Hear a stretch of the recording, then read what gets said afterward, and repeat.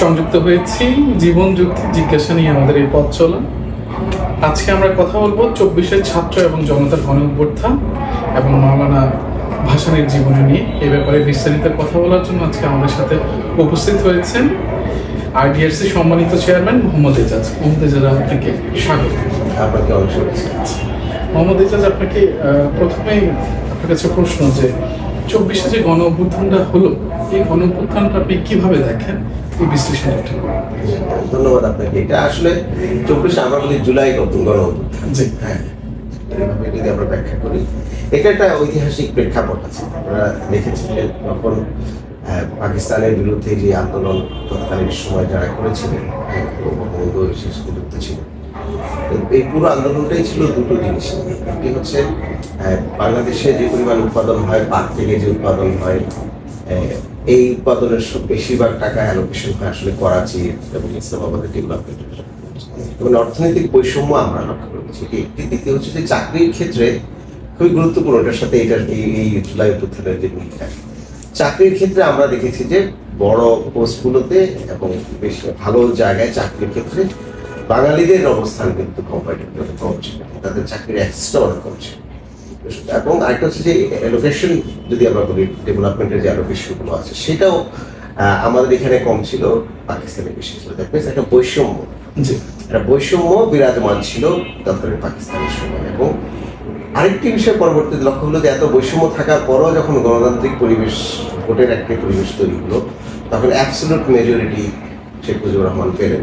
কিন্তু তারপরেও absolute majority পাওয়ার পরেও মানে এখানকার মানুষের যে গণতান্ত্রিক অধিকার, সেটাকে ওভারটেক করে শেখ মুজিবুর রহমানকে পাকিস্তানের প্রধানমন্ত্রী ঘোষণা করা হলো না। দ্যাট মিনস দুটো জিনিস আমরা লক্ষ্য করি, একটা হচ্ছে যে বৈষম্য, আরেকটা হচ্ছে যে গণতন্ত্রের ক্ষেত্রে যদি আমরা বলি যে মানুষের যে পাওয়ার, পিপলস পাওয়ার, এটাকে সম্পূর্ণভাবে ডিনাই করা হয়েছে। 3 নম্বর হচ্ছে যে আমাদের মানবিক মর্যাদা, কিন্তু মুক্তিযুদ্ধের প্রধানতম যে বিষয়গুলো ছিল যে ফেয়ার কম্পিটিশন হবে, যার দক্ষতা অনুযায়ী তারা এগিয়ে যাবে, এই ফেয়ারনেসটা একদম জিরো ছিল আমরা বলবো, এবং এটা পরিষ্কার ছিল ওই সময়। এবং এটার বিরুদ্ধেই কিন্তু তার পরবর্তীতে আমরা রক্ত দিয়ে আমরা একে স্বাধীনতা এনেছি। স্বাধীনতা আনার পরে আমরা দুটি জিনিস লক্ষ্য করি। একটি হচ্ছে যে পাকিস্তান আমলের যে কলোনিয়াল লেগেসি ছিল বাংলাদেশে, সেই লেগেসিরই কন্টিনিউশন আমরা কিন্তু পরবর্তী শাসনের মধ্যে আমরা লক্ষ্য করি। এবং স্বাধীনতার পরপরই যে সংবিধানটি রচনা হয়েছে, সেখানে সংবিধানের 4টি মূল ধারার কথা বলা হয়েছে, কিন্তু সেই মূল ধারার সাথে রিফ্লেকশন কিন্তু আমরা পরবর্তী কোনো শাসনই আমরা পাইনি। আপনারা দেখেছেন যে এই গণতন্ত্রকে পরবর্তীতে আওয়ামী লীগ গণতন্ত্রের জন্য আন্দোলন সংগ্রাম করেছে, সেই আওয়ামী লীগ গণতন্ত্রকে বাদ দিয়ে একদলীয় শাসন বাস্তবায়ন করেছে। তো মানুষের আবার সেই গণতন্ত্রহীনতা, মানুষের যে এম্পাওয়ারমেন্ট, সেটা লোপ পেয়েছে। তার পরবর্তীতে মানুষের যেই আমাদের মানবিক মর্যাদা সম্পূর্ণভাবে ভুলণ্ডিত হয়েছে তৎকালীন সময়। তারই রোষের কারণে একটি বড় একটি বাজে ঘটনা ঘটেছে, ঐতিহাসিক দিন একটার জন্য ঘটনা ঘটেছে। তো পিছনে ঈর্ষা এবং প্রতিশোধ এগুলো জড়িত ছিল। 15ই আগস্টের কথা আমরা বলছি। এবং এরপরে আমরা দেখেছি যারাই ক্ষমতা এসছেন, তারা এই ফেয়ারনেসটা, যেটা আমরা বলি, একটা মানবিক মর্যাদা, আরেকটা হচ্ছে যে মানুষ সবাইকে একইভাবে দেখা এবং এটাকে আনবায়াস ভাবে দেখা, এইটা আমরা কিন্তু মানে বৈষম্যহীন ভাবে দেখার যে বিষয়টা, এটা আমরা লক্ষ্য করেছি। এরপরে আর আমরা পাইনি। 53 বছর আমরা পার করেছি, কিন্তু বাংলাদেশে একটি বৈষম্যহীন বাংলাদেশ আমরা তৈরি করতে পারিনি। শুধু কনস্টিটিউশনে তৎকালীন সময় সমাজতন্ত্রের নাম বলা হয়েছে, নামে মাত্র খুশি করার জন্য, অথচ এই বৈষম্যহীনতার জন্যই কিন্তু আন্দোলন করা হয়েছে। সুতরাং এটি এক ধরনের আমরা বলতে পারি এক ধরনের সিডাকশনের মতো, ওষুধের মতো, যে শুধু টার্মিনোলজিটাই ব্যবহার হয়েছে, বা এটার কোনো রিফ্লেকশন আমরা জাতীয় পর্যায়ে আমরা পাই নাই এবং রাজনৈতিক পর্যায়ে পাই। এরপরে 91 হলো। 91-এ ছাত্ররা আন্দোলন করেছে মূলত, এবং ছাত্র নেতারা পরবর্তীতে এই পুরো আন্দোলনটা রাজনৈতিক দলদের হাতে তুলে দিয়েছে। তাদের আশা ছিল যে এবার বৈষম্যহীন একটি রাষ্ট্র, একটি কনস্টিটিউশন তৈরি হবে। কিন্তু তৎকালীন সময়ে আওয়ামী লীগ, বিএনপি এবং অন্য যারা রাজনৈতিক দল ছিল, তারা এই বৈষম্যহীন রাষ্ট্রের কমিটমেন্ট তারা একসময় দিয়েছিল রাজপথে, কিন্তু তারা তাদের হাতে যখন ক্ষমতা দিয়েছে, তখন তারা পার্লামেন্টারি ডেমোক্রেসির নাম দিয়ে একটি গণভোট করেছে। প্রেসিডেন্সিয়াল গভর্নমেন্ট হবে না, পার্লামেন্টারি গভর্নমেন্ট হবে। তো এই ধরনের গণভোট করে আমাদেরকে আবার ডেভিয়েশন করেছে, যেখানে বৈষম্যহীন সমাজ বৈষম্যহীন রাষ্ট্র ব্যবস্থার কথা বলা হয়েছিল, সেটা সম্পূর্ণভাবে ভুলুণ্ঠিত হয়েছে। এবং তারপরে যারা ক্ষমতা এসছে, বিএনপি এসছে, তারপর আওয়ামী লীগ এসছে, তারপর আবার বিএনপি এসছে, তারপর 111 হয়েছে, এরপর আওয়ামী লীগ এসছে। সুতরাং এই পুরো ধারাবাহিকতাটাই ছিল বৈষম্যযুক্ত, যেখানে আরো বৈষম্য তৈরি হয় সেটার একটি কন্টিনিউশন আমরা লক্ষ্য করি। যে কারণে আপনি দেখবেন যে বিএনপির সময় হাওয়া ভবন কেন্দ্রিক যে দুর্নীতি এবং তার বিরুদ্ধে কথা বলার মতো কোনো পরিস্থিতি ছিল না। এর পরবর্তীতে 111 হলো। 111-এর সময় অনেকে আশা করেছিল যে এবার মনে হয় কিছু একটা হবে, কিন্তু এটা military back government. Military back government মানুষদেরকে ধরে মিলিটারি মানে এটাকে পুলিশই রাষ্ট্র তৈরি করতে পারে, কিন্তু মানুষের বৈষম্য দূর করার ক্ষেত্র তারা কিন্তু তৈরি করতে পারেনি। যে কারণে পরবর্তীতে যখন শেখ হাসিনা আবার ক্ষমতা এসছেন, আওয়ামী লীগের যে ক্ষমতা 15 বছর আমরা দেখেছি, এই 15 বছরে এই বৈষম্যটা আরো চরম আকার ধারণ করেছে। এবং আওয়ামী যে তিনটি ন্যারেটিভ ছিল, মূল ন্যারেটিভ, একটি হচ্ছে উন্নয়ন, একটি হচ্ছে মুক্তিযুদ্ধের চেতনা, আর একটি হচ্ছে যে শুধুমাত্র তাদেরকেই কাছে টানা হবে যারা হচ্ছে আওয়ামী লীগের এই উন্নয়ন এবং মুক্তিযুদ্ধের চেতনাটা শুধুমাত্র তার কেন্দ্রিক এবং শেখ মুজিব কেন্দ্রিক, শেখ মুজিবের বাইরে আর কোনো কথা নাই। এই যে আমরা সকলের যে বাংলাদেশ আমরা মুক্তিযুদ্ধের সময় তৈরি করেছিলাম, চেষ্টা করেছিলাম আমরা, সেখান থেকে কিন্তু আবার আমরা পরাধীনতায় চলে গেছি। আমরা পরাধীনতার মধ্যে গিয়েছি বৈষম্যের মাধ্যমে, আমরা পরাধীনতার মধ্যে গিয়েছি একনায়কতন্ত্র এসেছে বিভিন্ন সময়, এবং এটার অ্যাবসলিউট ফ্যাসিজম আমরা লক্ষ্য করি এই আওয়ামী লীগ সরকারের 2008-এর পর থেকে 24 পর্যন্ত যে সময়টা আছে সেই সময় আছে। সুতরাং এইটারই ধারাবাহিকতা আমরা দেখি যে ছাত্ররা বাংলাদেশের কেউই ফেসবুকে কথা বলতে গেলে আপনার সেটা তো আছেই, মানে কথা বলতে অনেকে ভয় পেত।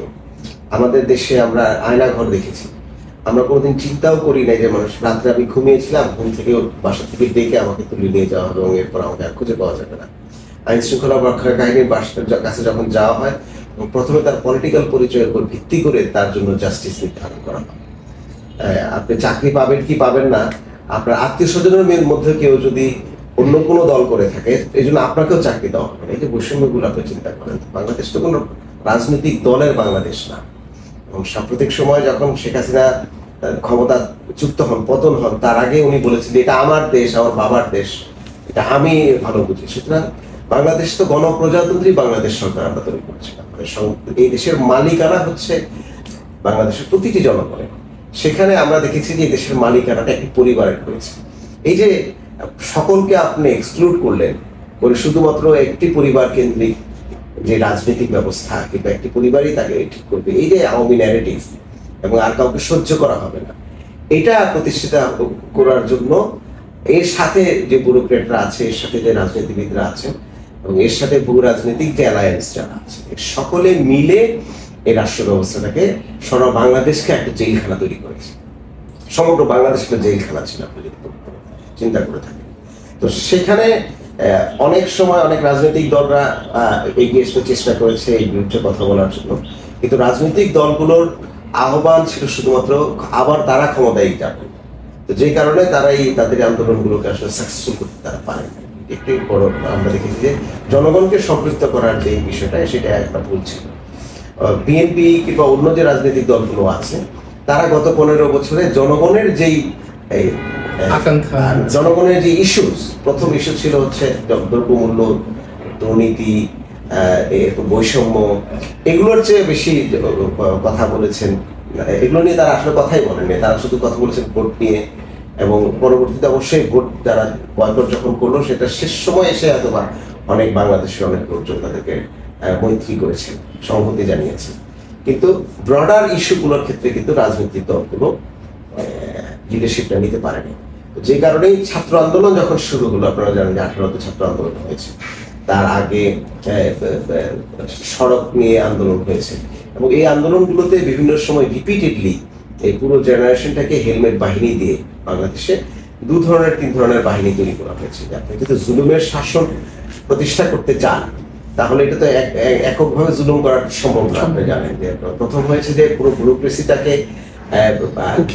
যে পরিমাণ তারা দুর্নীতি করতে চায়, তাদেরকে দুর্নীতি করার সুযোগ দেওয়া হয়েছে। কোনো ধরনের দুর্নীতির বিচার কিন্তু আমরা সেরকম ভাবে লক্ষ্য করিনি। সিম্বলিক্যালি 2-1 জনকে ধরেছে এবং বলছে যে আমরা এই যে বিচার করি, কিন্তু আমরা জানি যে আমাদের বাংলাদেশে ঘুষ খাওয়া একটি চরম অন্যায়ের বিষয়। এটা আজ থেকে 20 বছর আগে মানুষ ঘুষখোরের সাথে বিয়েও দিত না, কিন্তু গত 15 বছরে পুলিশের সাথে ছবি তোলার একটা প্রতিযোগিতা মানুষের হচ্ছে।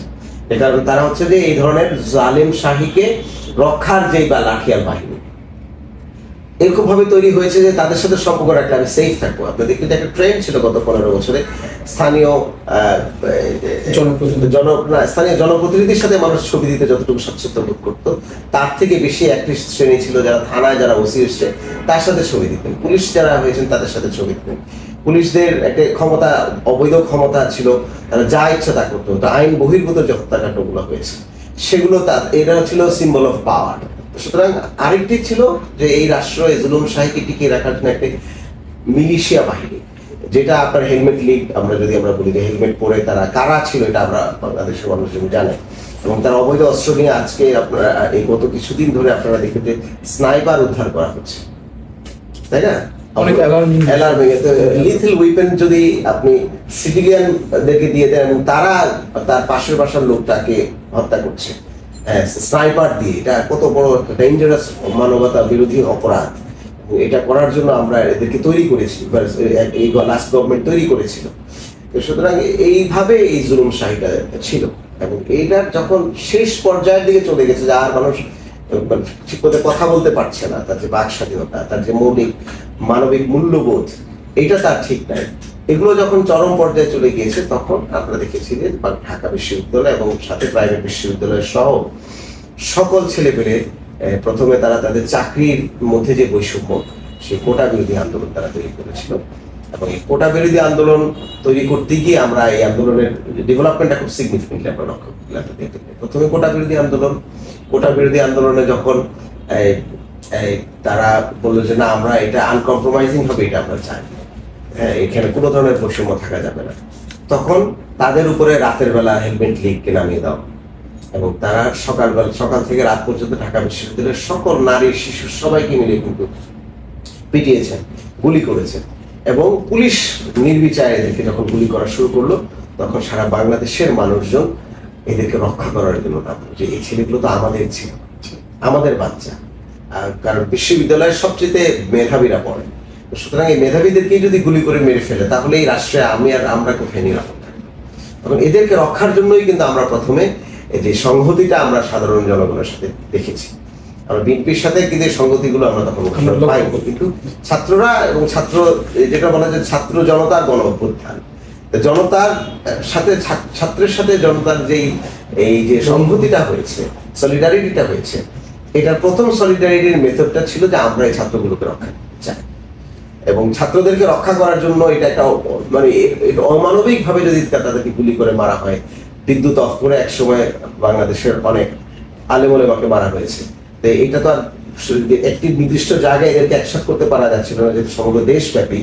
তখন ইন্টারনেট বন্ধ করে রাতের অন্ধকারে দিনের বেলায় মুহুর্মুহু গুলি করে যখন এদেরকে মারা শুরু হলো, হেলিকপ্টার থেকে মারা হচ্ছে, ছাদের উপর থেকে স্নাইপার দিয়ে মারা হচ্ছে, এই যে জিনিসগুলো আমরা লক্ষ্য করি, তখন বাংলাদেশের সকল মানুষজনের মধ্যে একটি আবেগের সঞ্চার হলো যে এই ছাত্রদেরকে আমাদের এই মৈত্রীটা হলো ছাত্র জনতার মধ্যে। এই জন্য আমরা বলি এটা ছাত্র জনতার গণঅভ্যুত্থান প্রাথমিকভাবে। আর আমি আরেকটা বলি, এরপরে আমরা এটা ডেভেলপমেন্টটা দেখি, শুধু এটা এখানেই শেষ হয়নি। যখন ছাত্র এবং জনতার মৈত্রী হয়ে গেল, সংহতিটা হয়ে গেল, তখন ছাত্ররা দেখলো যে এই সরকারের কাছে কিন্তু এক সময় ছাত্ররা ভেবেছিল যে এই সরকার হয়তো বা এই কথাটা শুনবেন, তৎকালীন সময়ের প্রধানমন্ত্রী এই কথাটা শুনবে এবং তারা এটাকে উনি একটা জায়গায় নিয়ে যেতে পারবে, এই আশা কিন্তু ছাত্রদের মধ্যে ছিল। যখন এরকম একটি নিউট্রাল নন পলিটিক্যাল ইস্যুতে যখন তাদের বুকে গুলি করা শুরু করলো, সাইদের মতো ছেলেকে মাত্র কয়েক গজ দূরত্ব থেকে গুলি করলো, এটা যখন সারা বাংলাদেশের মানুষজন দেখলো, তখন ছাত্ররা এবং বাংলাদেশের যে জনতা আমরা বলি, তারা এটা কনভিন্স হয়ে গেল যে এই ফ্যাসিস্ট সরকার, এই স্বৈরাচার আসলে আমার এই কথা শুনবে না এবং সে আগে মেরে ফেলবে, দরকার পড়লে লাশের বন্যা বইয়ে দিবে, পাখির মতো মানুষ মারবে, ছাত্র মারবে, কিন্তু আমাদের কথা শুনবে। তখন এই গোটা আন্দোলন ট্রান্সফার হয়ে হলো বৈষম্য বিরোধী। খেয়াল করে দেখেন এই যে আন্দোলনের ট্রান্সফরমেশনটা, প্রথমে এই আন্দোলনটা ছিল ছাত্রদের, তারপরে এটা সবার আন্দোলন হলো কিভাবে, যে আপনি একটা আন্দোলনকে যখন সার্বজনীন করেন, এই সার্বজনীনের ডাকটা কিন্তু ছাত্ররা তখন সিদ্ধান্ত নিল যে না, এই আন্দোলনটা কোটাতে আমরা সীমাবদ্ধ থাকবো না, আমরা বৈষম্য বিরোধী ছাত্র আন্দোলন করব। তো বৈষম্যটা কার বিরুদ্ধে? সকল মানুষের বিরুদ্ধে। এবং আপনি লক্ষ্য করবেন যে গত 15 বছরে ফ্যাসিস্ট সরকার একটি বড় সাকসেসফুল ভাবে একটি কাজ করতে চেষ্টা করেছিল, সেটা হচ্ছে যে একজনের সাথে আরেকজনের ডিভিশন তৈরি করেছিল, লাগিয়ে দিয়েছিল। পুরো দেশটাকে তারা প্রথমে স্বাধীনতা বিরোধী এবং স্বাধীনতার পক্ষের শক্তি নামে একটি ন্যারেটিভে ভাগ করেছে। তারপরে জামাত শিবিরের ট্যাগিং নাম দিয়ে কিন্তু আরেকটি ন্যারেটিভে তারা ভাগ করতে চেষ্টা করেছে। দেশের পক্ষে দেশের বিপক্ষে ন্যারেটিভে ভাগ করার চেষ্টা করেছে। হিন্দু মুসলমানের ন্যারেটিভে ভাগ করার চেষ্টা করা হয়েছে। তারপরে উন্নয়ন কারা চায়, উন্নয়ন কারা চায় না, এই ধরনের ন্যারেটিভ। সুতরাং অনেকগুলো সেক্টর আছে। এরপরে আরেকটি বড় পলিটিক্যাল বিভাজন আমরা বাংলাদেশে লক্ষ্য করি, সেটা আপনি দেখবেন যে শাপলা এবং শাহবাগ যে ভাগ, যারা বাংলাদেশে তো অনেক মানুষজন আছে যারা হচ্ছে যে নামাজ পড়েন, ইসলামিক মুসলমান, তো তাদের কোনো রাইটস কি থাকবে কি থাকবে না, কারণ তারা তো মেইন স্ট্রিমে কথা বলতে পারেন না। মেইন স্ট্রিমে যারা কথা বলেন তারা প্রগতিশীলতার নামে আরেকটি রাজনীতি করে।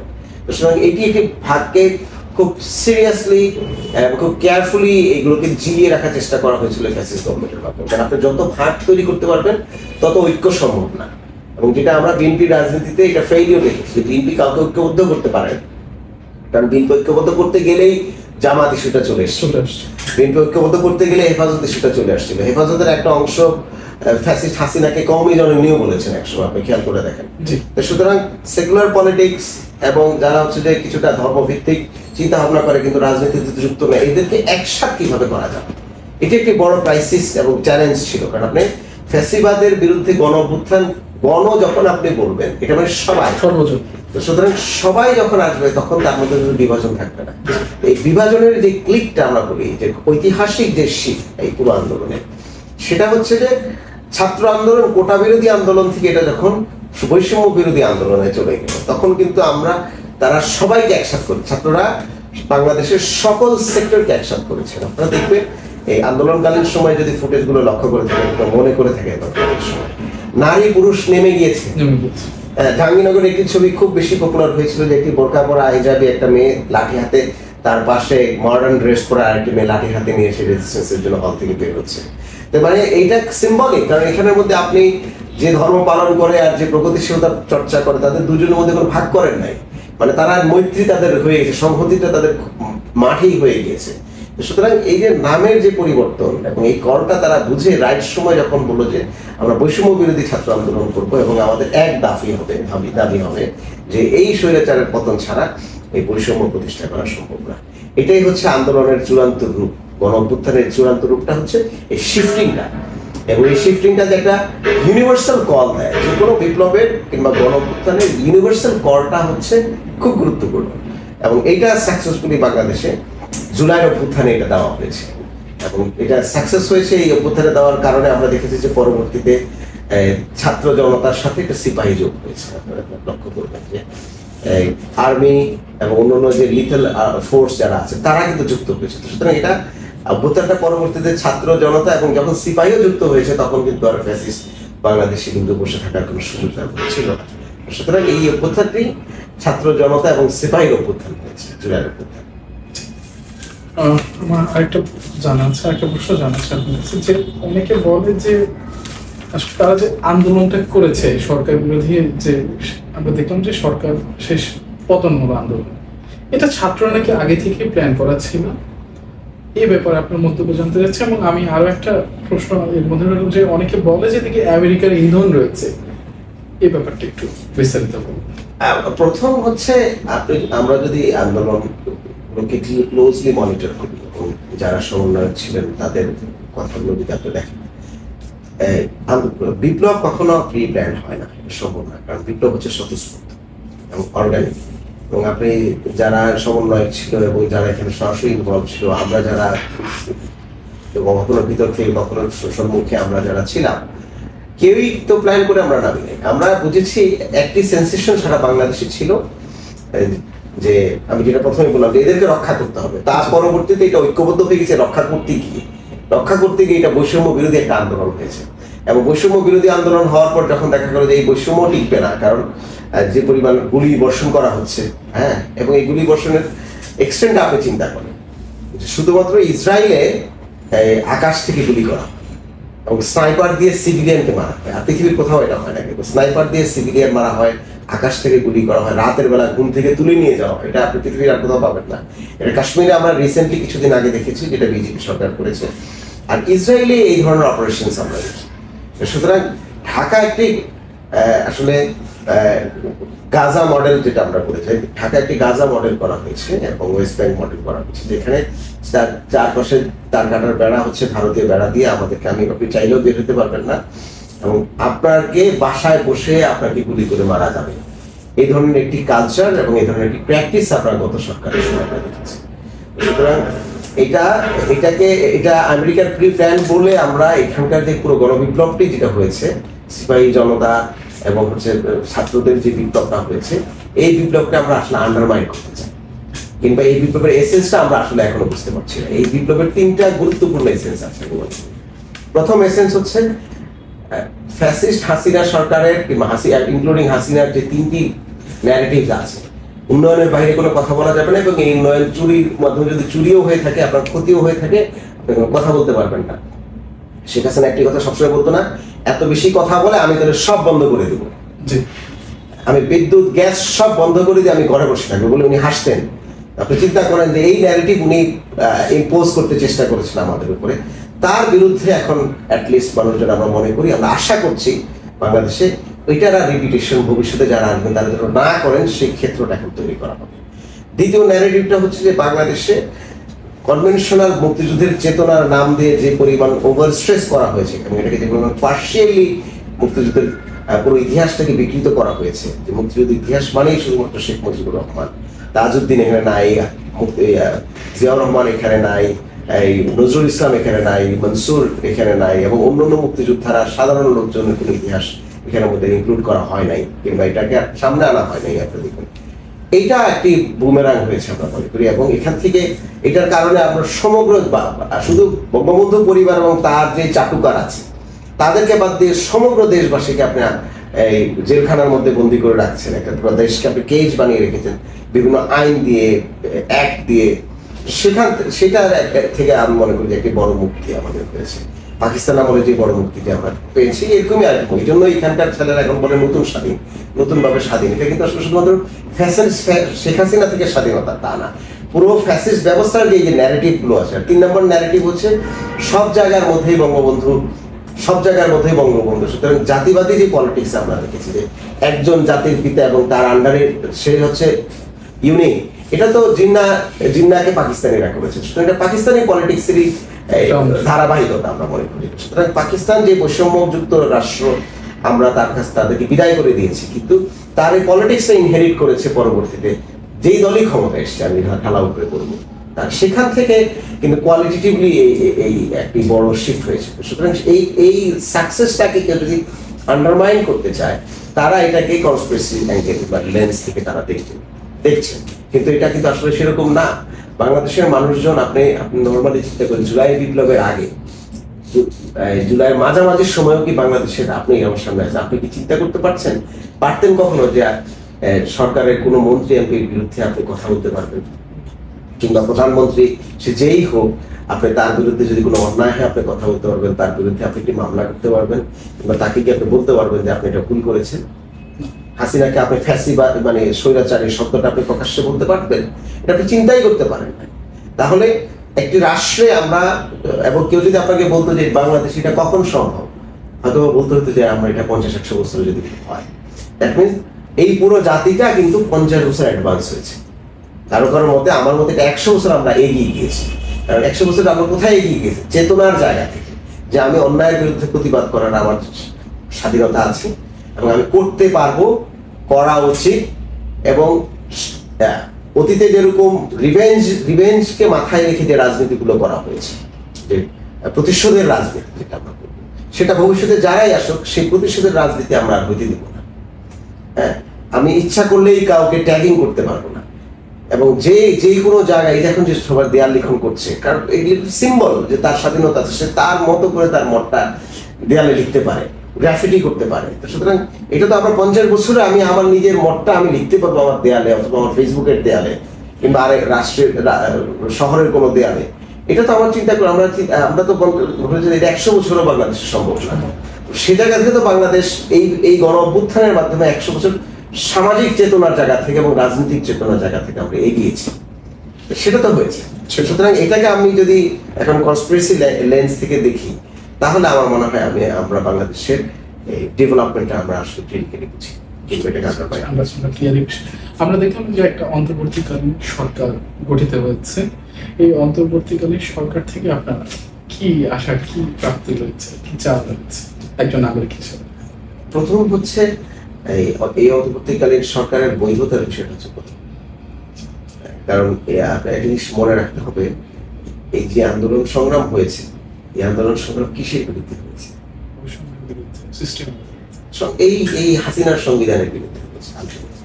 সিস্টেম তো হাসিনার সংবিধান, তার আগের 3 টার্ম 4 টার্ম আপনি ভোট দিতে পেরেছেন কিনা জানি না, কারণ ভোট দিতে পাওয়ার কথা না।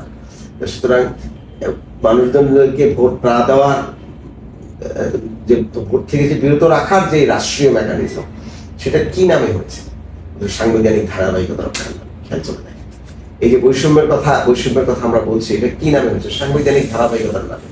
হাসিনা কেন ক্ষমতায় থাকবে, কেন তত্ত্বাবধায়ক সরকারকে বাদ দেওয়া হয়েছে? সাংবিধানিক ধারাবাহিকতার নামে। সুতরাং এই সংবিধান হচ্ছে আপনাকে জুলুমশাহীর সংবিধান, আমরা এইভাবে বলি। হাসিনার যে জুলুম, কিংবা তার পরবর্তীতে যারা আসবেন তারা যে জুলুম করবেন, অথবা অতীতে যারা জুলুম করেছেন, লুটপাট করেছেন, তাদেরকে রক্ষা করার সংবিধান। এবং এই বৈষম্য বিরোধী যে আন্দোলন হয়েছে এবং পরবর্তীতে গণ অভ্যুত্থান হয়েছে, সেটা তো এই সংবিধানের বিরুদ্ধে, তাই না? আমরা তো এই সংবিধান চাই না, কিংবা এই বৈষম্য চাই। সংবিধান মানে এই সংবিধানটি সিম্বল অফ বৈষম্য। এখানের মধ্যে আপনার এই সংবিধানের মধ্যে লেখা যতগুলা বড় বড় ক্লজ আছে এবং প্র্যাকটিস আমরা লক্ষ্য করি, তার মাধ্যমে তো আমরা ইনসাফ পাই না। সুতরাং এই সংবিধানের কাছে যখন আবার ডক্টর ইউনূস এবং তার যে উপদেষ্টা পরিষদ আছে, তারা এই সংবিধানের কাছে লেজিটিমেসি নেওয়ার জন্য গিয়েছে, এটা আমার মনে হয় একটি বড় একটা ক্রাইসিস আছে। কারণ যে কোনো জায়গায় বিপ্লব যখন হয়, কিংবা গণ অভ্যুত্থান যখন হয়, গণ অভ্যুত্থান হচ্ছে গণতান্ত্রিক প্রক্রিয়ার সর্বোচ্চ বিকাশ। গণতন্ত্র মানে আমরা কি বলি? পিপলস পাওয়ার, কিংবা জনগণ সার্বভৌম। সার্বভৌম কখন হয়? যখন আমি সবচেয়ে বেশি কালেকটিভ লোকজনকে আপনি একসাথে করতে পারছেন একটা মধ্যে, সেটা অ্যাবসলিউট, তাই না? সেটাই ডেমোক্রেসি। তো সকল মানুষকে একসাথ করার পূর্ণাঙ্গ ফর্ম কিংবা অ্যাবসলিউট ফর্ম হচ্ছে গণ অভ্যুত্থান। সবাইকে নিয়ে নেমেছে, তাই না? সুতরাং গণ অভ্যুত্থান যখন হয়ে যায়, তখন গণ অভ্যুত্থান থেকে আসা যে কোনো ডিক্লারেশন হচ্ছে নতুন কনস্টিটিউশন। এখন গণ অভ্যুত্থান কনস্টিটিউশনের বিরুদ্ধে হয়েছে, তাই না? তো সেক্ষেত্রে ডক্টর ইউনূস এবং তার যে উপদেষ্টা পরিষদ আছে, তারা তো এই গণ অভ্যুত্থানের তৈরি নেতৃত্বে, মানে গণ অভ্যুত্থানের দ্বারা ডিক্লেয়ার্ড সরকার, তো তাকে বৈধতার জন্য সুপ্রিম কোর্টে যাওয়া অথবা এই বঙ্গভবনে যাওয়ার কিন্তু কোনো প্রয়োজন ছিল না। হ্যাঁ, আপনি যদি আরেকটু সিম্বলিক্যালি চিন্তা করেন, শহীদ মিনার বেশি শক্তিশালী ছিল এই গণ অভ্যুত্থানে না বঙ্গভবন বেশি শক্তিশালী? শহীদ মিনার বেশি শক্তিশালী। সিম্বলিক্যালি এটা শক্তিশালী, পলিটিক্যালি এটা অনেক বেশি শক্তিশালী। সুতরাং আমরা আশা করেছিলাম এই সরকার শহীদ মিনারে গিয়ে অবস্থা দিবে, তারপরে সে বঙ্গভবন দখল করবে। এটা হয় নাই, এটা একটা মিস হয়ে গেছে আমরা মনে করি। কিন্তু এখনো সময় আছে, কারণ ছাত্ররা রাস্তায় আছে, এখনো এই বিপ্লব চলমান অথবা এই অভ্যুত্থান চলমান আছে। সুতরাং আমরা মনে করি এখনো অতীতের সংবিধানকে বিলুপ্ত ঘোষণা করে নতুন সংবিধান রচনা করা। কারণ হচ্ছে যে যত লোকের সাথে আপনি কথা বলবেন, যত মানুষের সাথে বাংলাদেশের কথা বলবেন, সবাই একটা নতুন ব্যবস্থা চায়। আইনানুগ ভাবে কি এটা করা পসিবল কি? আইন বলতে আপনি কি বোঝাতে চাচ্ছেন? আমি তো সেটাই বললাম যে আইনের অ্যাবসলিউট ফর্ম হচ্ছে গণতন্ত্র কিংবা মানুষের রায়, সার্বভৌমত্ব। তো সার্বভৌমত্বের ক্ষেত্রে আপনি প্রথম সার্বভৌম ডিক্লারেশন হচ্ছে এই সরকারকে আপনি এই অভ্যুত্থানের সরকার হিসেবে পিপলস যখন ঘোষণা করবে, এটা তো করেছে, তাই না? এখন তারা পিপলের কাছে ওথ নেবে, উল্টো ওথ নেবে যে আমরা এই সরকার, আমরা যারা আছি এই অভ্যুত্থান আমাদেরকে দায়িত্ব দেওয়া হয়েছে, আমরা এই ডিক্লারেশন দিচ্ছি, 1 নম্বর ডিক্লারেশন দিচ্ছি যে আপনারা যেই দিন যে রাষ্ট্র ব্যবস্থা চান সেই কনস্টিটিউশন আমরা আপনাদের সাথে কথা বলে রচনা করব, পুনর্গঠন করব। এর সাথে আপনি যদি বলছেন, আপনার মনে হয়, আমি মনে হয় যেটা বুঝতে পেরেছি যে আপনি বলছেন যে তাহলে এখনকার সময় সরকারি অফিসগুলো, কোর্ট, আদালত কিভাবে চলবে, তাই না? সেটা তো আইন, আর সংবিধান তো ভিন্ন জিনিস। সংবিধান হচ্ছে রাষ্ট্র কিভাবে চলবে, আর হচ্ছে যে বিচার আচার কিংবা অন্য কাঠামোগুলো কি, সেটার জন্য তো আমাদের আইন, কনভেনশনাল আইন যেটা আমরা প্র্যাকটিস করে আসছি শত শত বছর ধরে, সেটা তো আমার আছেই। আপনি আপনার বাসায় চোর ঢুকলে আপনি কি করেন? থানায় নিয়ে যান। এটা তো সংবিধান রচনার সাথে এটার কোনো কন্ট্রাডিকশন নাই। এবং থানার সে সিআরপিসি আইন অনুযায়ী কেস ফাইল করে তাকে কোর্টে নিয়ে বিচার করবে। এটার সাথে সংবিধান রচনার কোনো কিন্তু দ্বিমত নাই। আমরা এখানে কনফ্লিক্ট করে ফেলি। আমাদেরকে যখনই সংবিধানের আলোচনা আসে আমরা ভাবি যে তাহলে এগুলো কি সব বন্ধ হয়ে যাবে নাকি? রাষ্ট্রের অন্যান্য যে আইন এবং কাঠামোগত যে প্র্যাকটিস আছে সেটা চলবে, কিন্তু সংবিধান হচ্ছে যেরকম ভারত, ইংল্যান্ডের তো সংবিধান নাই লিখিত না, তাহলে তো সেই রাষ্ট্র চলে কিভাবে? এটা তো তাদের সংসদ, যেটা আমরা সংসদ বলি, তাদের ওইভাবে তারা ডিসিশন গুলো না, তাদের রেগুলার প্র্যাকটিসে যে জিনিস, এই যে আমি যে প্র্যাকটিসটা বললাম যে বাসায় চোর আসলে আমি দিয়ে দেবো, এটা আমার প্র্যাকটিস, ঐতিহাসিক প্র্যাকটিস। আমি চাইলেও নদীর মাঝখান দিয়ে রাস্তা বানাবো, এটা আমার ঐতিহাসিক প্র্যাকটিস। খেয়াল করে দেখেন, এই ঐতিহাসিক প্র্যাকটিসের উপর বেস করে তো ওদের নিজস্ব আইন আছে, সিআরপিসি ল, তাদেরও কমন ল আছে, তাদের কমন ল আছে না, সেগুলো দিয়ে তারা কিন্তু তাদের দৈনন্দিন ফৌজদারি এবং অন্যান্য জিনিসগুলো চালাচ্ছে। এর সাথে সংবিধানের মূল কাঠামো, মূল বিষয়টা কি? সংবিধানের মূল বিষয়টা হচ্ছে যে বাংলাদেশ অতীতে আন্তর্জাতিক অনেকগুলো কনভেনশনে সাইন করেছে, এবং মানবাধিকার কনভেনশনে সাইন করেছে বাংলাদেশ, আরো অনেক জরুরি কনভেনশন এবং ইয়েতে সাইন করেছে। এগুলো তো গ্লোবাল স্ট্যান্ডার্ড নাগরিক হিসেবে আমরা কি চাই না আমার নাগরিক, বাংলাদেশের প্রত্যেকটি মানুষের নাগরিক অধিকার সুইডেন, আমেরিকা কিংবা ব্রিটেন অথবা কানাডাতে যেরকম নাগরিক অধিকার আছে, যেগুলো নিয়ে আমরা গর্ব করি, ইভেন জাপান গর্ব করি, আমাদেরও অধিকার সেরকম থাকবে, এটা আমরা চাই না? আমরা চাই, এবং এটা দ্যাট মিন্স ওই স্ট্যান্ডার্ডে আমার মানবিক অধিকারগুলোকে আমি নিতে চাই। তাহলে এটা তো ইউরোপ সরকার যখন বলবে যে আমি আন্তর্জাতিক যে মানবাধিকার কনভেনশন গুলো আছে, স্ট্যান্ডার্ড আছে, সেটা বাংলাদেশে চলবে, আপনার কনস্টিটিউশনের মৌলিক জায়গা কিন্তু হয়ে গেল। তারপরে হচ্ছে যে আপনি আরো ডিটেইল কি চান সেটা তো তখন আপনার সাথে শুনানি করবে। এই জন্য আমরা এটাকে বলি রাষ্ট্র গঠন, সংবিধান বলি না। দুটা কনস্টিটিউশন আর সংবিধান দুটো কিন্তু সাংঘর্ষিক শব্দ। একইভাবে যেরকম আমরা বলি যে উন্নয়ন এবং ডেভেলপমেন্ট, ডেভেলপমেন্ট মানে উন্নয়ন না, এটা উন্নতি হতে হবে। আমি বড় বড় বিল্ডিং করলাম সেই, কিংবা বড় বড় ব্রিজ করলাম, যে ব্রিজ করতে গিয়ে অনেক মানুষকে উচ্ছেদ করলাম, এটা উন্নয়ন না, এটা উন্নতি হতে হবে, সকলের উন্নতি হতে হবে। একইভাবে সংবিধান মানে আমি নিজেকে কেন চিন্তা করবো এইভাবে যে আমাকে এখনই বৈধ হইতে হবে, এই চিন্তাটাই তো হচ্ছে আমার কলোনিয়াল চিন্তা। আমি নিজে একটা মুক্ত হলাম, এই দেশটা নতুন করে মুক্ত হয়ে আমি আমার গলার মধ্যে আবার দড়ি পড়াচ্ছি কেন যে আরেক সংবিধানের বৈধতার কথা বলে? কারণ আমি গ্লোবাল দেশ, সারা বিশ্ব যেভাবে চলছে, আপনার যদি বৈধতা না থাকে, বাংলাদেশের যে অর্থনৈতিক যে অবস্থা এবং ইনডিসিপ্লিন ভাবে যেভাবে আছে সরকার ব্যবস্থা, এটা তো আসলে কোনো সরকারের পক্ষে এসে ঠিক করাটা পসিবল না। তো তাদের তো একটা বৈধতা আমার কাছে মনে হয় যে জরুরি। গ্লোবালিও আপনি পৃথিবীতে যত বিপ্লব হয়েছে, সেই বিপ্লবই হচ্ছে ওই সরকারের বৈধতা। পাকিস্তান শেষ করে যখন আমরা অস্থায়ী সরকার গঠন করেছি, তখন কি আমরা পাকিস্তানের সংবিধান অনুযায়ী করেছি? তাহলে আমার ওটার বৈধতা কি, গ্লোবাল বৈধতা কি? বিপ্লব ৭৫ ইটসেলফ বা ৭১ ইটসেলফ, আমাদের যে স্বাধীনতা সংগ্রাম, সেই সংগ্রামটাই তো আমার বৈধতা।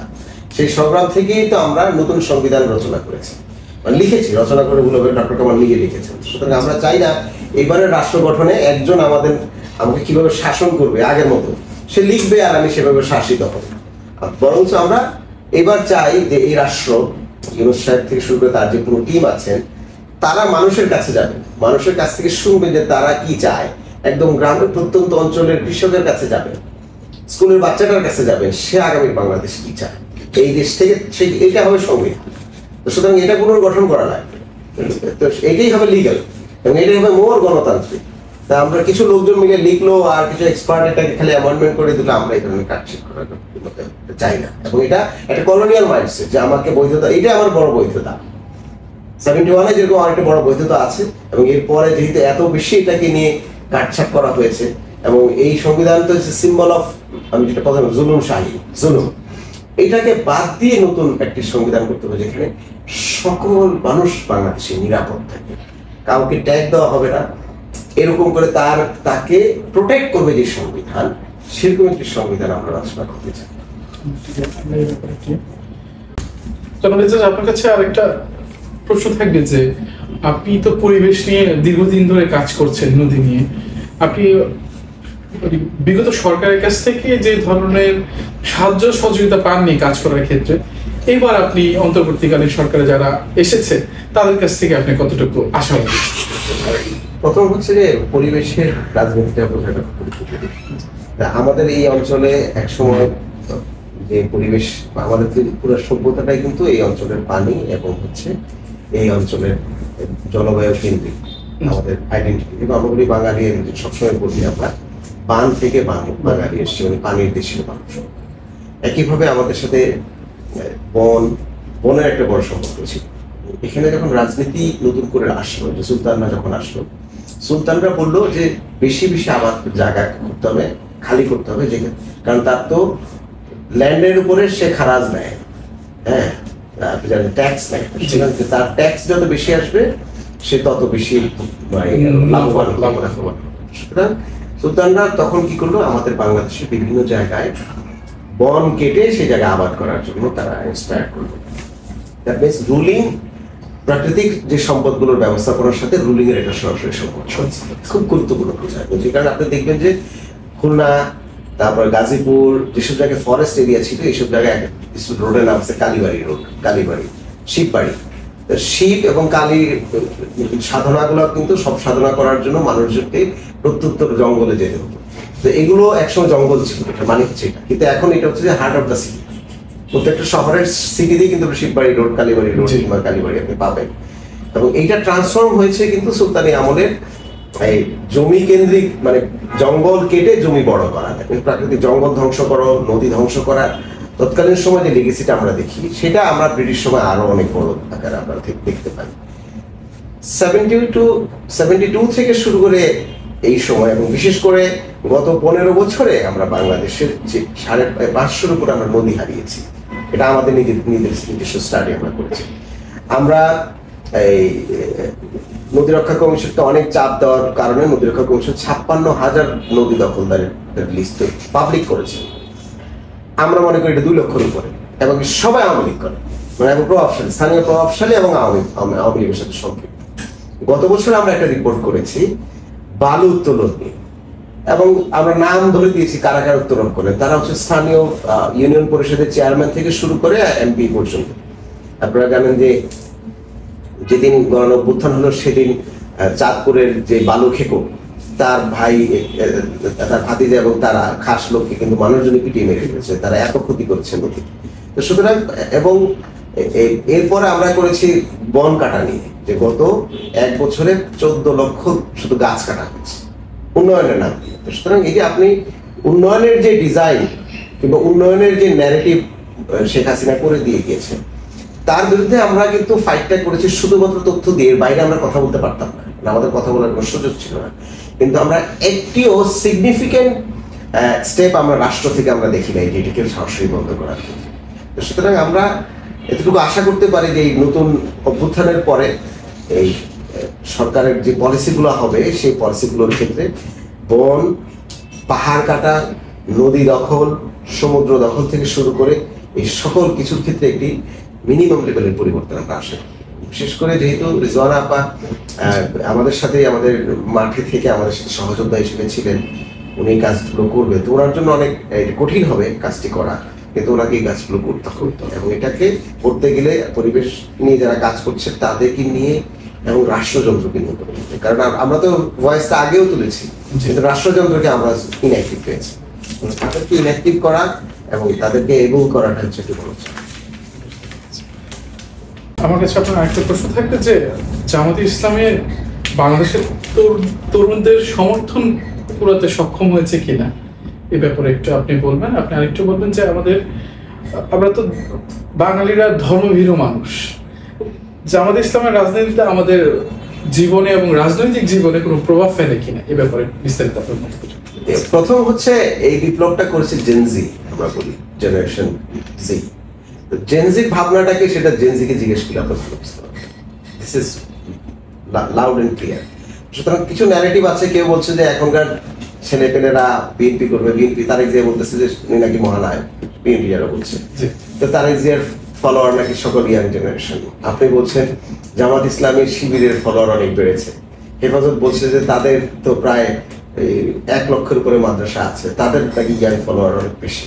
সুতরাং let's make this discussion to the Gen Z, যে তারা কাকে পছন্দ করে, কারণ বিপ্লবটা তো তারাই নিয়ে এসছে, তারা ভালো বুঝবে। বাট আমার যেটা মনে হয় সেটা হচ্ছে যে ধর্মকে রাজনীতির মধ্যে নিয়ে আসার যে পলিটিক্সটা, এই পলিটিক্সটা ধর্মীয় পলিটিক্স জামাত করলেও জামাত একটি সেকুলার পার্টি। হ্যাঁ, কারণ হচ্ছে যে তারা তো এখন আর তাদের লিটারেচারে বিপ্লবটা রাখে নাই, আপনি জানেন কিনা, যে তারা 91 ইলেকশনের পরে তারা ইসলামী বিপ্লব কিংবা ইরানি বিপ্লবের আদলে যে বিপ্লবের কথা বলছেন সেখান থেকে তারা সরে এসছে। যেটা জামাত ইসলামী চায় সেটা হচ্ছে যে জামাত ইসলামী চায় যে বাংলাদেশে আগে যেরকম ধর্মের ব্যাপারে সরকার একদম অসহিষ্ণু ছিল, সেরকম না হয়ে যে গভর্নমেন্ট ক্ষমতা আসবে তারা যেন সহিষ্ণু থাকে ধর্মীয় বিষয়গুলো। সেটা তো শুধু জামাত ইসলামী না, আমি মনে করি বাংলাদেশে হিন্দু বৌদ্ধরাও চায়, মুসলমানও চায় যে একটা সহিষ্ণু সরকার থাকবে, যেটা হিন্দু বৌদ্ধ আমরা পাহাড়ি সবাই মিলে আমরা যেন সবার ধর্মটা ঠিক পালন করি, এখানে কোনো ইন্টারফেয়ারেন্স থাকবে না। আগে ওয়াজ করতে গেলে আপনারা দেখেছেন যে ওয়াজের ময়দান থেকে হুজুরদের কলার ধরে কিন্তু নামিয়ে দেওয়া হয়েছে। এই ধরনের অপমান আলে বলে মানুষ সেটা আমরা চাই না। আবার ধর্ম নিয়ে ব্যবসা হোক সেটাও আমরা চাই। সুতরাং let's keep it to the Gen Z, এটা একটা। দ্বিতীয় হচ্ছে হেফাজত কথা যদি আমরা বলি, কিংবা অন্য যে ইসলামী যে দলগুলো আছে তারাও কিন্তু সেকুলার পার্টি, খেয়াল করে দেখবেন। প্রশ্ন হচ্ছে যে হেফাজত কিভাবে সেকুলার পার্টি হলো? হেফাজতে ইসলামের শেখ হাসিনার সময় তাদের যে দাবি এবং শাপলা চত্বরে যে সমাবেশ হয়েছে সেখানে মাওলানারা কি বললেন? আলেম ওলামারা বললেন যে আমরা আমাদের রাসূলকে আমাদের জীবন থেকে বেশি ভালোবাসি, সুতরাং আমাদের রাসূলের অপমান হলে আমরা সহ্য করতে পারবো না। তোমরা তোমাদের দেশ শাসন করো, দেশ শাসন করতে গিয়ে তোমরা কোরআন হাদিসের বিরুদ্ধে কোনো আইন করো না, আর আমাদের রাসূলকে তোমরা অপমান করো না। সুতরাং সেকুলারিজম মানে কি? সেকুলারিজম মানে হচ্ছে রাষ্ট্রীয় যে কর্মকাণ্ড আছে সেটা আপনি বিজ্ঞজনদেরকে নিয়ে চালাবেন। ধর্মের জায়গাটা ধর্ম যারা এক্সপার্ট সে ধর্ম নিয়ে থাকবে, মাদ্রাসা নিয়ে থাকবে, মসজিদ নিয়ে থাকবে।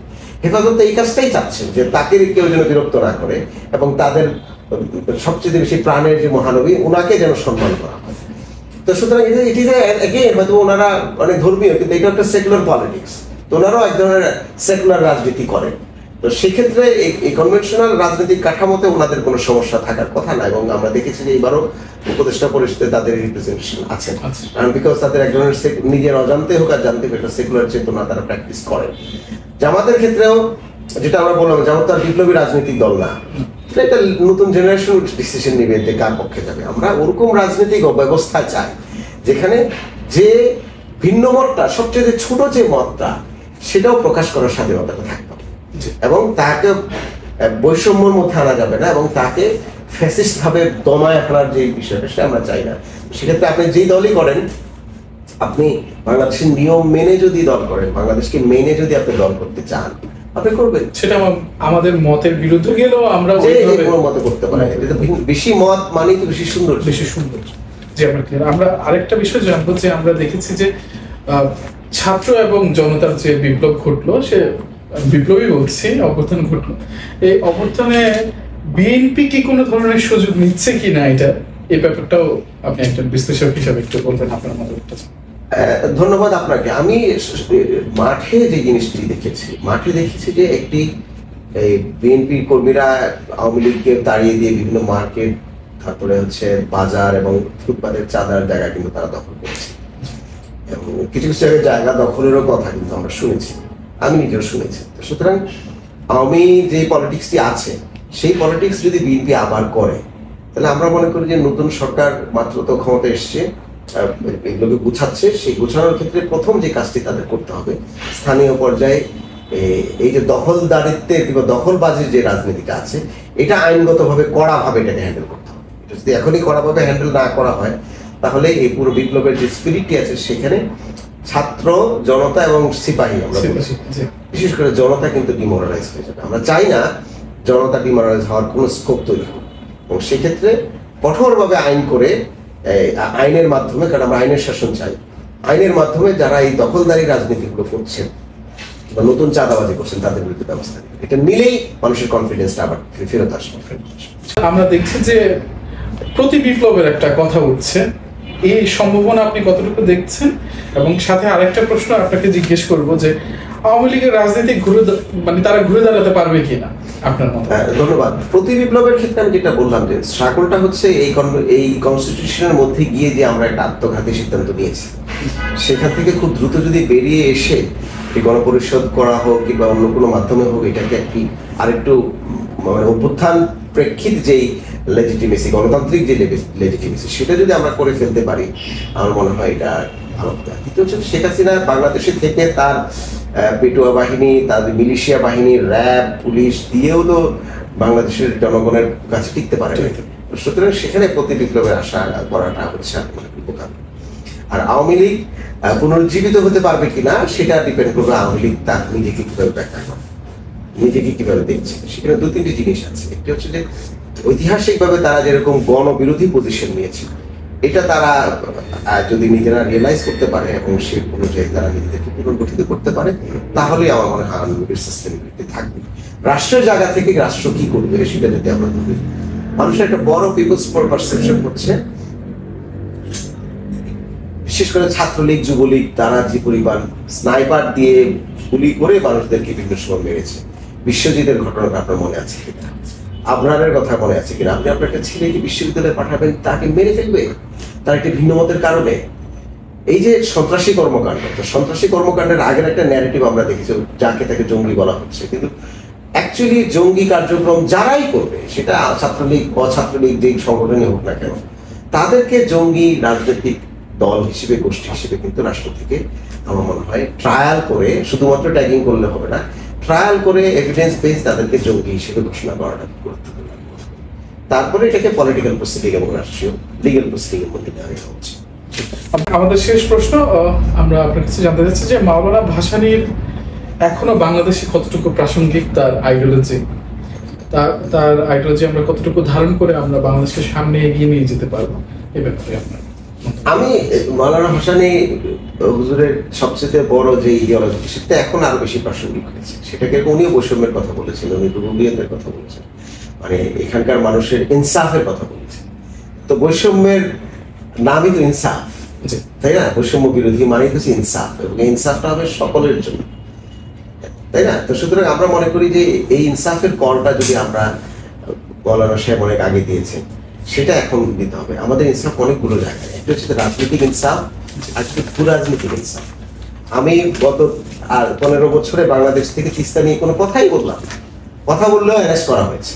এটা তো বাংলাদেশের পানির ইনসাফের বিষয়, বাংলাদেশের অস্তিত্বের ইনসাফ। সেটা তো আন্তর্জাতিক মহলে কিংবা আমার প্রতিবেশীর সাথে আমি আমার মর্যাদাপূর্ণ অবস্থানে থেকে আমি কথা বলতে, সেটা তো উনি শিখেই গিয়েছেন।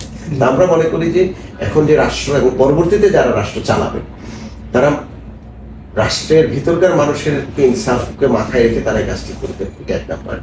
দ্বিতীয় হচ্ছে যে বাংলাদেশের পররাষ্ট্র নীতিতে বাংলাদেশের মাথা উঁচু করে যেন বাংলাদেশ নেগোশিয়েট করতে পারে, সেটা দেখতে হবে। কারণ জুলাইয়ের অভ্যুত্থান শুধুমাত্র বাংলাদেশে হয়েছে তা না। আপনি দেখেন জুলাইয়ের অভ্যুত্থান বাংলাদেশ হওয়ার পরে এই অভ্যুত্থান ছড়িয়ে গিয়েছে বেলুচিস্তানে, এই অভ্যুত্থান ছড়িয়েছে ইসলামাবাদে এবং এবং এই অভ্যুত্থান ছড়িয়ে যাবে, আমি বলে দিচ্ছি, ল্যাটিন আমেরিকাতে এবং সারা পৃথিবীতে এরকম বড় অভ্যুত্থান তৈরি হবে। আমরা অভ্যুত্থানের যত ইতিহাস এবং তত্ত্ব দেখেছি, ইনক্লুডিং ফ্রেঞ্চ রেভলিউশন পর্যন্ত, সেখানে কিন্তু আমরা ইনসার্জেন্সি দেখেছি, যেটাকে বলা যায় অস্ত্র নিয়ে অভ্যুত্থান করেছি। বাংলাদেশে অস্ত্র ছাড়া নিরস্ত্র জনতা এবং ছাত্ররা মিলিয়ে অভ্যুত্থানটা করেছে, পরবর্তীতে আর্মি এসে জয়েন করেছে। খেয়াল করে দেখেন, সারা পৃথিবীতে নিরস্ত্র জনতার উপর গুলি করছে এবং তারা, আপনি আন্দোলন করছেন, আপনার পাশের ভাইকে গুলিতে মারা গেছে, আপনি কিন্তু পালাচ্ছেন না, আপনি একে বলছেন তুমি হসপিটালে নিয়ে যাও, সে আগে এগিয়ে গিয়েছে। পৃথিবীতে এটা বিরল। সুতরাং এই যে বৈষম্যের বিরুদ্ধে যে সকলকে এক করলে যে স্পিরিটটা কত বড় হতে পারে, এটা আগামী বিশ্ব এবং এই এখনকার বিশ্ব এটা পড়বে আমাদের জন্য, এটা একটি বড় রেফারেন্স। সুতরাং আমরা মনে করি এইটা এর সাথে এটার যে মূল স্পিরিট, এটা মাওলানা সাহেব যেগুলো বলছেন তার সাথে 100 মিলে যায়। সেটাই গভর্নমেন্ট করবেন, কিংবা পরবর্তী সরকার যারা আসবেন, ক্ষমতায় যারা আসবেন, রাজনৈতিক দল যারা করবেন তাদের ভুলে গেলে হবে না। আমি যেটা প্রথমে বলেছি যে এই রাষ্ট্রের সমাজ, বাংলাদেশের সমাজ 100 বছর এগিয়ে গিয়েছে। আপনি 100 বছর পিছনে আছেন যদি দখলদারি রাজনীতি করে, চাঁদাবাড়ি রাজনীতি চিন্তা করে। আপনাকে আপগ্রেড হতে হবে, না হলে আপনি এজেন্সির সাথে কোঅপারেট করে পারবেন। যথেষ্ট।